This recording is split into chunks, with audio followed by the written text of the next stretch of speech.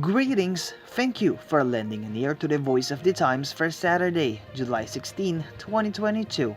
For today's editorial, Congress's work has become unacceptably sloppy.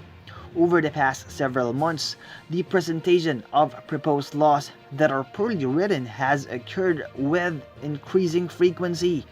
The leadership in both the House and the Senate must disabuse themselves of the notion that their positions are honorifics with no real responsibilities and take immediate steps to compel the legislators to do their jobs properly. As things stand now, all they are doing is wasting people's time and money. The latest affront comes in the form of House Bill or HB 1753, jointly filed on Monday by Representatives Eric Yap of Benguet and Paulo Duterte of Davao. The bill seeks to prohibit unqualified individuals from purchasing alcoholic beverages or having others purchase them on their behalf. Unqualified individuals, as defined by the bill, include persons under 21 years of age and those over age 21 but are unable to fully take care of themselves or protect themselves from abuse, neglect, cruelty, exploitation, or discrimination because of a physical or mental disability or condition, or in other words, most persons with disabilities or PWD. This is utterly appalling, and Representatives Yap and Duterte should be vigorously and publicly shamed for even daring to make the suggestion. To be sure, raising the age at which one may purchase, possess, and consume alcoholic beverages to 21 years is a prudent and reasonable proposal. Irresponsible use of alcohol can cause a whole host of health and safety problems, especially for younger, less mature consumers, which is why many countries impose an age limit on it.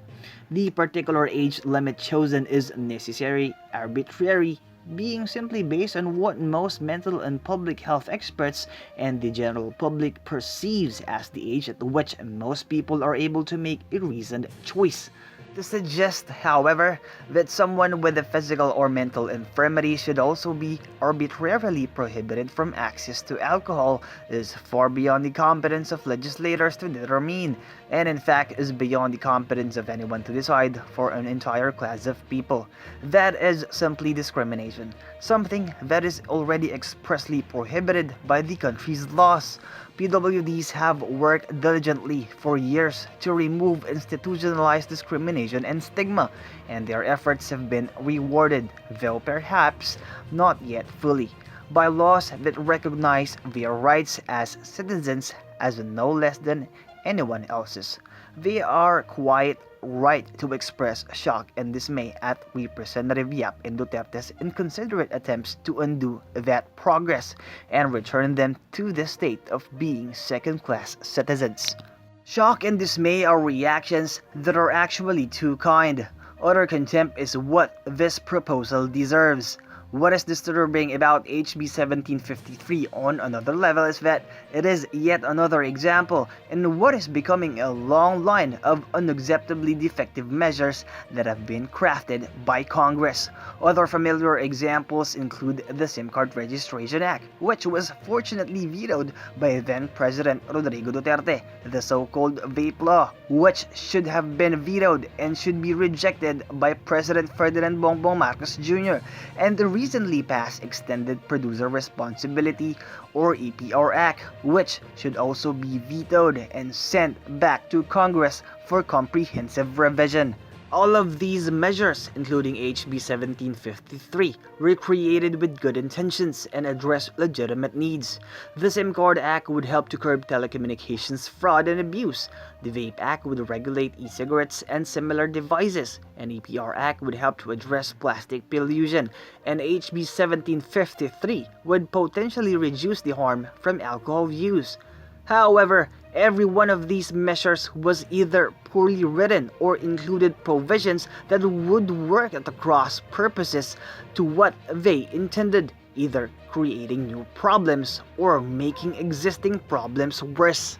Generating legislation that creates problems will be ineffective or struck down by the courts is not what the people's tax revenues are paying congressmen and senators to do.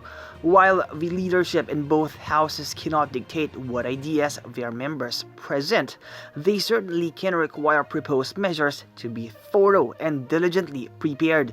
It is well past time that the leadership start leading rather than simply being satisfied by sitting in a chair at the front of the moon. And that's the editorial for Saturday, July 16, 2022. For more news and information, get a copy of the Manila Times on print, subscribe to its digital edition, or log on to www.manilatimes.net. Follow us on Twitter, Facebook, or Instagram, and listen to the Voice of the Times. Our longest trusted English newspaper since 1898. Now available digitally. Computer.